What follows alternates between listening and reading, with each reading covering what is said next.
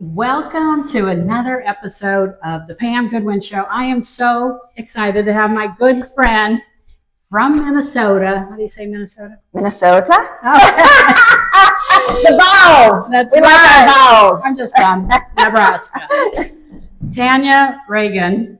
And here we are at her new office in downtown Dallas. I mean, check out this backdrop. Beautiful downtown Dallas. Does it get any better than this? I know, look at this view. I mean, usually I'm down there driving on the roads, but to see this view is incredible. And I'm so excited just to talk to you about how you started Wildcat Management, a real estate development company. I mean, coming from a fashion designer, I mean, check out this suit. You can tell she's a fashion designer, interior designer. So how did the two of us, women, which is probably a low percentage, get into the development world? But I'd love for you to share how, your story, your journey of where you are today. Sure. Well, you've heard me say this before. Skill set is transferable. And I'm a firm believer that when you've got a talent or you've got a certain set of skills, it doesn't matter where you apply that. You can do a lot of different things. So, going off to college, studying fashion, retail business, I had this dream that I wanted to live in New York. I wanted to study fashion. I wanted to work for these designer brands. I wanted to climb the corporate ladder and be a buyer. And I just always had a love for clothing and design. And, that's sort of where my studies and my, job focus started. And I did end up in New York. I had the opportunity to work for some great fashion companies.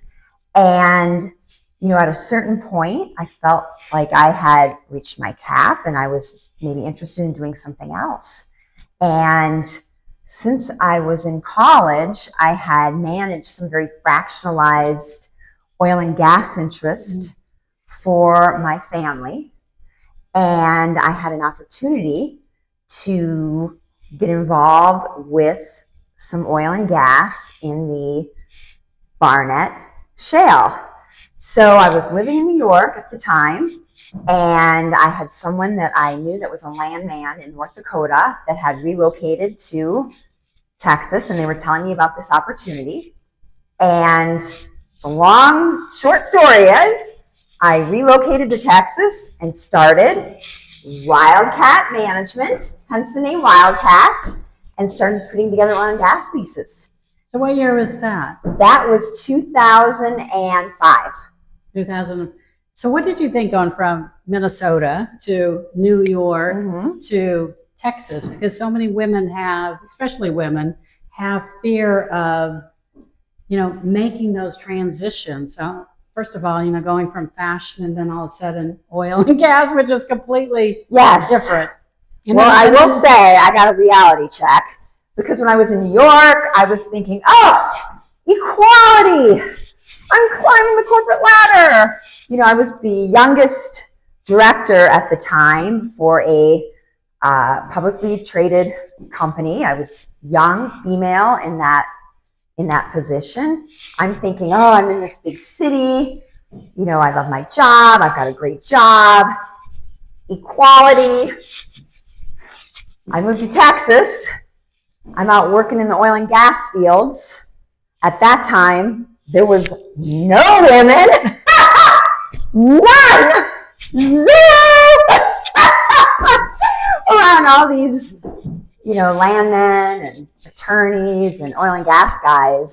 But I bet you had the best designer boots on in those fields, right? Yeah, I went from suits to jeans, boots, t-shirts, and it was definitely a reality check. I went from, corporate America to having a support team and somebody that did IT, somebody that did, the mailroom, that did FedEx, that did, to being at Kinko's in my pajamas at midnight making copies, thinking, what have I done?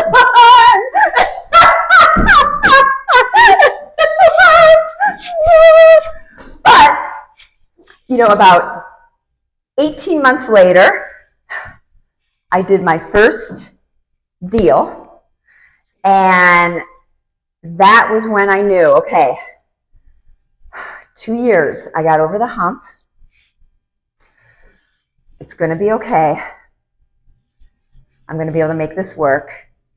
And later, rolled over to real estate, which is, it's very common when you're working in oil and gas. You learn title work. You know, you learn relationship building. You're working with a lot of landowners and mineral owners.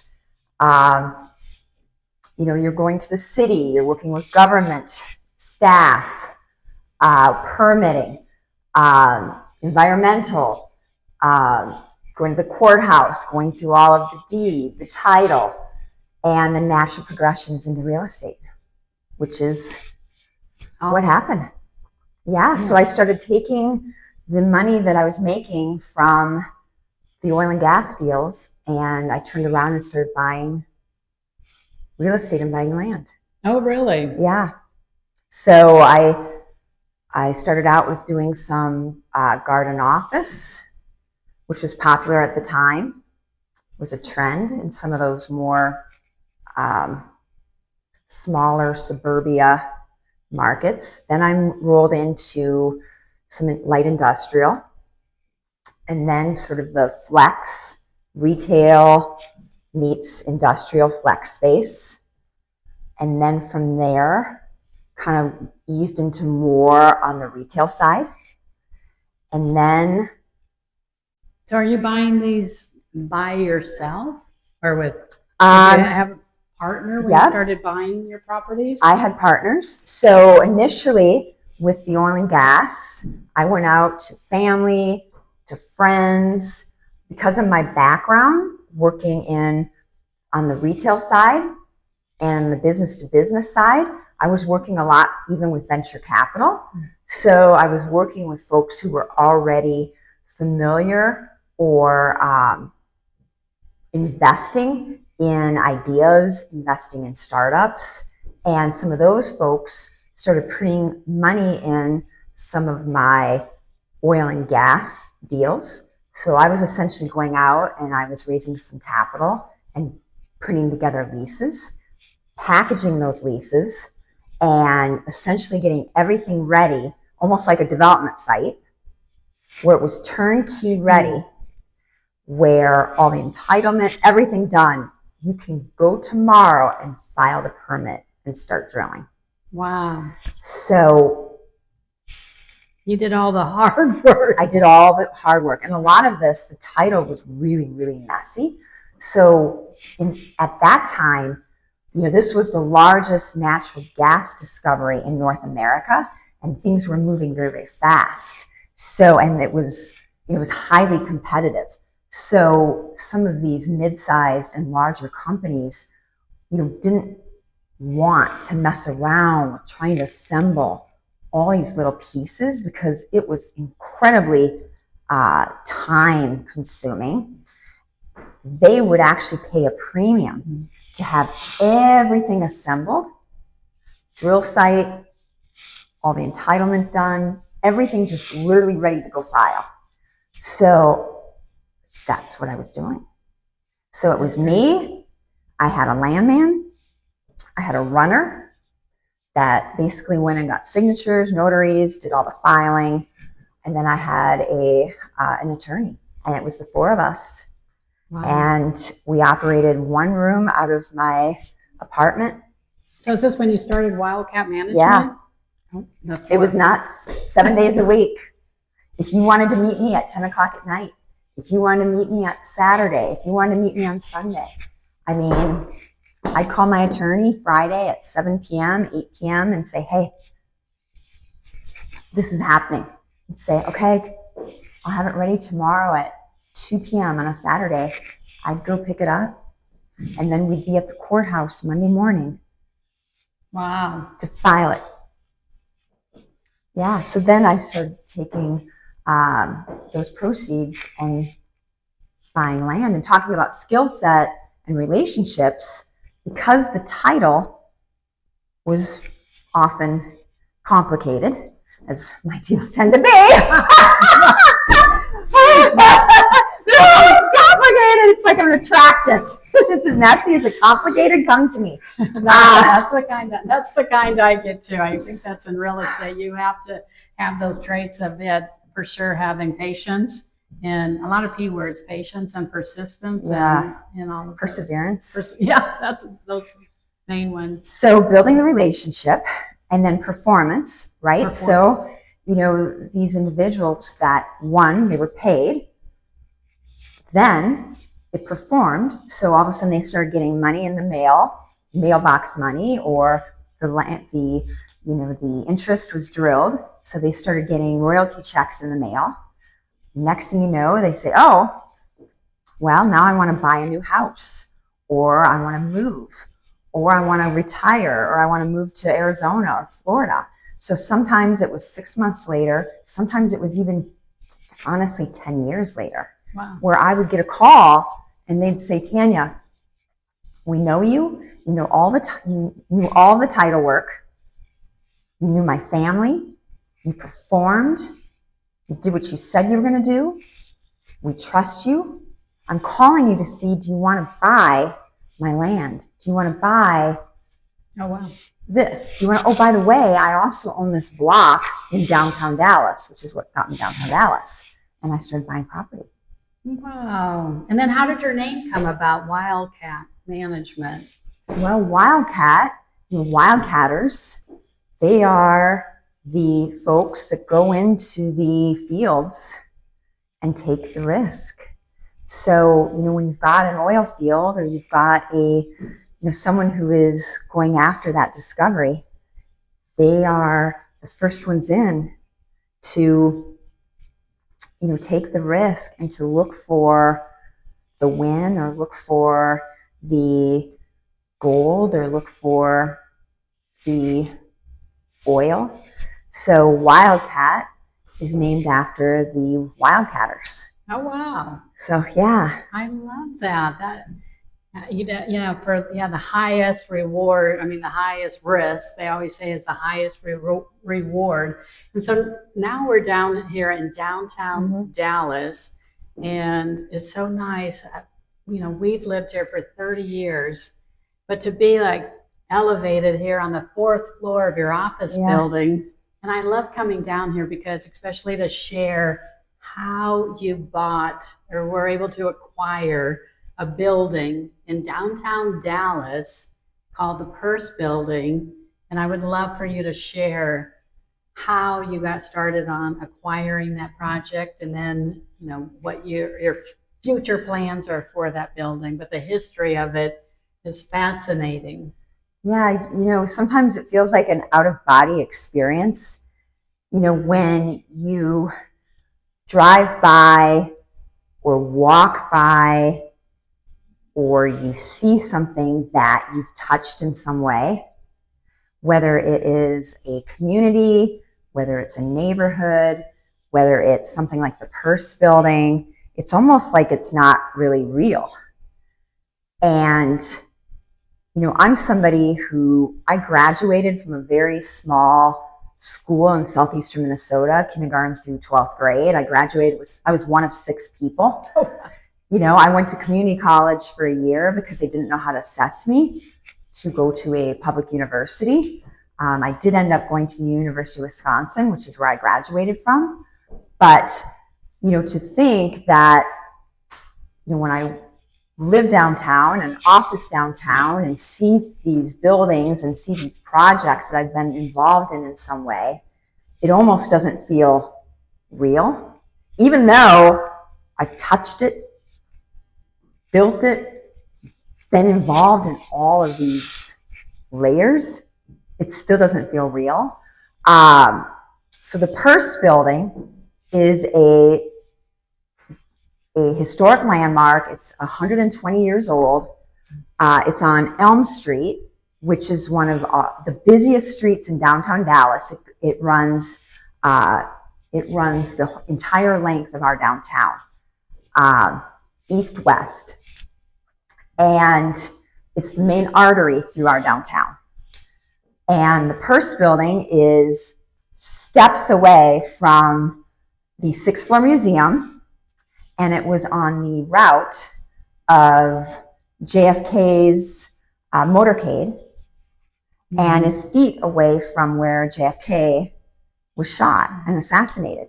So from the windows of the Purse building, you can see the X, and there are 5 million people a year that walk by our front steps and visit our corner to visit the Sixth Floor Museum and to visit this piece of history. So the Purse building is named the Purse building because the Purse family was a very well-known local family that operated a manufacturing furniture company and store out of that building for 60 plus years. And the building, I purchased the building and rehabbed, demoed, took everything back to the shell just prior to the pandemic in 2020. So the building has just this incredible history. It's won awards. It's had a lot of press locally, and people are very, very interested in it just because of its story. So the building today is completely shelled. Everything's original. You've got exposed brick beams, original floors, and you just have all of these people walking outside the front door. We're also just a few blocks from a $3 billion brand new convention center that the city of Dallas just broke ground on. So you will be able to walk from the Purse building to the new $3 billion convention They're center. spending $3 billion. $3 billion. Wow, that's going to be in the when do they plan on having that open? So that will be completed in 2029, but they have started construction. That is so exciting because they've been talking about it probably since we moved here. Yes, and I know. Now it's finally It's happening. finally getting done. But how did you go about buying the Purse building? How did you just happen to walk by it, or somebody brought it to you, or you knew it was for sale?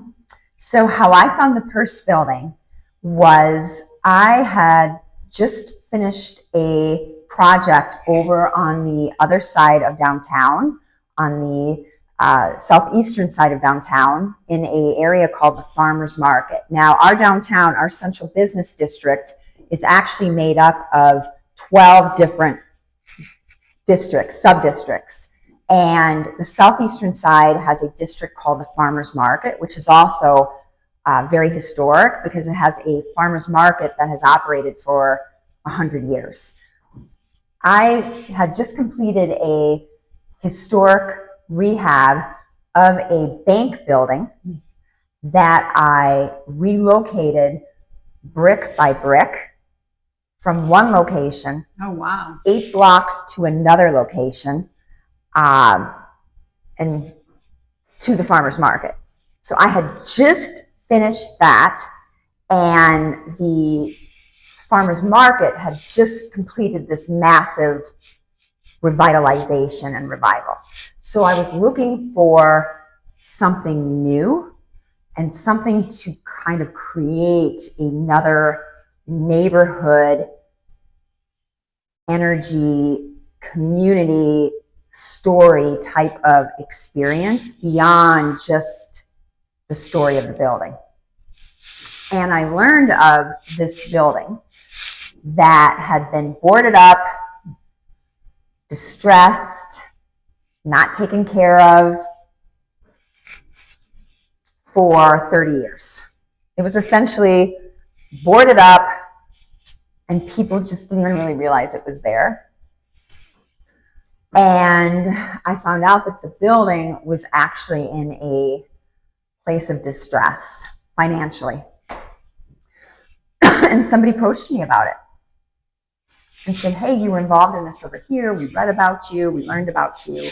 Would you be interested in being involved? And that's how I got involved. Wow, that's great.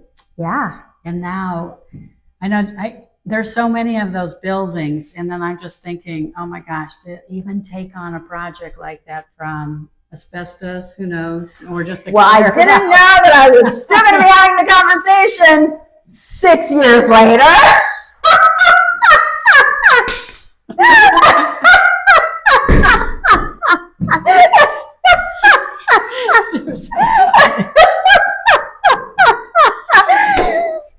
That's a But here we are. So many things are better today than when I took that project on in 2020. I mean, there's no question. The market of what it can support, the use, whether it's the convention center, whether it is the population of our downtown. You know, when we started out, you know, we had an office user because that's the only thing that really could work economically. Today, everything works. In fact, you know, things like a boutique hotel, multifamily, there's things that are part of the equation that just weren't in 2020. You know, what the rates are, whether it's for hotel, whether it's for, you know, residential, the traffic, even in the neighborhood, with the people coming to that area of town.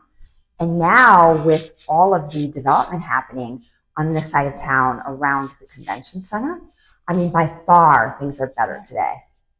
Yeah, by far. Just driving around, it seems like it's, you know, cleaned up. And then some of the hotels that we never had down here before, like you talked about the boutique hotel and the retail and the restaurants, and it's starting to get the vibe of like a Chicago or you know, downtown Chicago or downtown New York City where you moved from, and just a new vibe of what's happening in downtown Dallas. So I love that you have the passion and the, you know, what you're going to create out of this building to leave your legacy. Yeah, and it's exciting. I mean, on it. You know, I look at myself and I think I do not believe that I will ever have the opportunity to own a building like this on Elm Street again. I mean, Elm Street, if you go down the street, these buildings are owned by huge conglomerates, and people moving in are REITs. They're international. They're, you know, they're paying top dollar now, and the playing field has changed so drastically in the last 5, 10, 15 years that I personally, to own a building on Elm Street will not happen again in my lifetime. And, you know, it's sort of like the oil and gas, you know, even looking back on that opportunity, you know, I had this incredible opportunity to put together all these acres, and I went to the National Petroleum Convention in Minot, North Dakota, and I worked the fields, and it was so much fun. And I look back at it and I think that was such an incredible experience, and I learned so much. I will never have that opportunity again. But you go on to something else.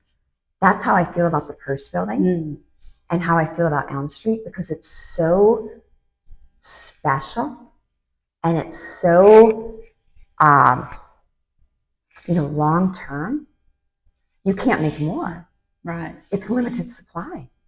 And I know you take this project, and then it'll be so exciting to see what, you know, it transpires to be down here, and what, you know, that you created. I'm like, I know the person who did that. And I just think 50 years from now, 100 years from now, when I'm gone, you know, when family or somebody else, that building was, I mean, it'd be like, my grandma built that right? building. It's incredible. And even getting to meet the first family, you know, the grandkids, and they came and they can remember waving at Jackie and, you know, JFK. Oh my gosh, really? Yeah, they have that memory, and getting to keep in touch with them and having them follow everything with the building. And it's just, it's really, it's fun. That is. Yeah. So I know you've done a lot, and we'll wrap this up, but I always ask, what is on your bucket list for your business and personal? Okay. Bucket list for business and personal.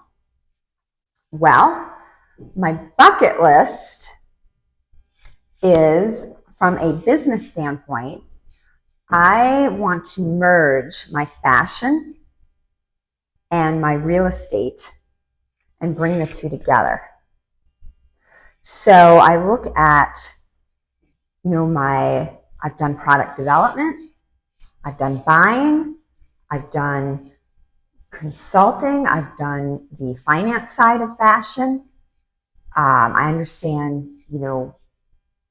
the relationship side with the store and the vendors. So I've done that piece of it. Then the oil and gas, I understand the relationship side. I understand of piecing together all the assembly of the acres and the title, which, believe it or not, there is some similarity between the skill set with the fashion and the oil and gas. Well, then there's the real estate. Taking all of that and combining it, where you own the real estate, you own the equipment, you can have an impact on that local economy by creating jobs, by having a storefront, by revitalizing or creating energy in a downtown or an area of town, and creating a product that you can brand and you can personalize and you can tell the story. Oh my gosh, I love that. So that's my bucket list. And now being in a position that not only do I have the skill set, but I want to own it and I can be involved in all of those pieces. That's my bucket list. That is a big bucket list, Yes. and I know you'll get that done. How Yeah. exciting. Yeah, so that's what I'm looking for. And that can look a lot of different ways. And it could be 2 months from now. It could be 6 months from now. It could be 6 years from now. It could be never. Because as you know, in real estate, you can't force a deal. You make your list and you make your criteria. And you got to be patient and you can't force it. That's a good way. I haven't Yeah. heard that explained before, but right, the more you force it, the less it happens, really. Yeah. So that's a good point. And sometimes it never does. Right. Because you can't force the deal. If it doesn't work and the numbers don't work and it doesn't happen. So we'll see if it happens. I know the success is always, our highlight reel of our successes, but I know both of us, I can speak for myself, but in my 35 years, the failures, Oh, yeah. which have given us good learning for Yeah. our successes. Yeah. And then how about your personal bucket list, life list? Oh, well, I don't have a lot of hobbies. Don't have many hobbies. Designing these beautiful custom Does shopping count as a hobby? Yes. But it's like I'm on the treadmill. I work out at night. I guess that's a hobby. At 8 o'clock at night when I'm on the treadmill and I'm like scrolling, shopping. Shopping and working out. But talk about I love your suit. Thanks. Your custom suit. It's just amazing. Thank you. you. Look at the colors. It's just striking. I tend to kind of model or morph into my projects of whatever I'm feeling creatively at the time. So, if you go through the history of even my projects, you'll see sort of the evolution of, when I was moving the building brick by brick and very heavily involved in the revitalization of downtown. That was sort of my edgy era. So it was a lot of jeans, ripped jeans, all black. That was the edgy. And then, coming out of the pandemic, I just felt, look, we gotta get to business. And the playing field's been leveled. And whatever I thought I had accomplished going into the pandemic, it doesn't matter anymore. It's almost like starting over. So I gotta bring it. So I went back to more of my corporate side, and I started wearing suits again. I started dressing up again because I felt I had to present myself better and more elevated, where previously I felt, oh, I put in my time, I can be cool. I felt like I had to level up again because it was almost like starting over. Now I'm kind of going into my creative era and talking about the fashion, where I'm starting to get more into the vintage, more into mixing textures, patterns. I think that's kind of where I'm going, even with some of the design, with some of the buildings, and this real estate side of this consumer experience. Bleeding the fashion and the design, I know you have a design background too, into the real estate. I think I express a lot of that through my clothing and through my fashion. It's a way of expression for me, a way of self-expression, I guess. And a lot of women especially, ask me, oh, I work in real estate and I feel like it's so conservative. I'm having a difficult time finding a way to express myself or stand out or be different. And, I think for me, that is a way that has helped me stand out. And I think it's navigating. You can still be conservative in this space. I mean, I'm still conservative. I'm wearing a suit, but it might be a bright colored suit. I personally don't like dresses. I just never have, so you won't see me in a dress.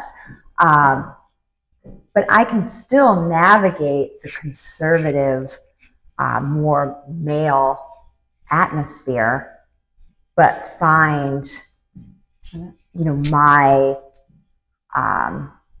way of expressing myself, I guess. Very, very professional. I know in design we always, work with the five senses, for when you walk in to a hotel and you have the smell and the, look and what you hear. Yeah. So I know you incorporate that into your projects. Yeah.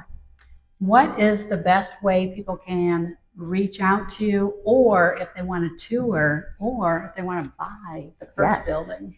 Yes, contact us. The Purse Building, Wildcat Management, myself personally, Tanya Ragan, Ragan. You can find all three on Instagram, LinkedIn, Facebook, Twitter. It's not Twitter anymore. It's X. Right. I still call it Twitter. I am a big X user. Okay. I will say, I do think X is a underutilized tool because it is so real time and there's so much real estate knowledge on it that I personally really, really like X, especially for engaging with other real estate folks. I have found it extremely beneficial. But you can find Wildcat Management, Tanya Ragan, or the Purse Building on any of those platforms. And we'll be sure to have all of your information on the show so that they can contact you.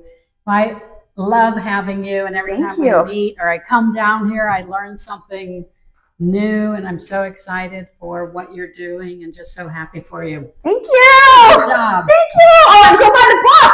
Yes. Pam wrote this fabulous book. I have to go. Yes. She wrote this. Do I have one here? You do. Oh, yes. She wrote this fabulous book that I got to contribute a chapter to. It's on Amazon. It's on your website. Blaze your own trail. That's right. Thank you so much for being a part of it. Go buy it. Go buy it. Thank you.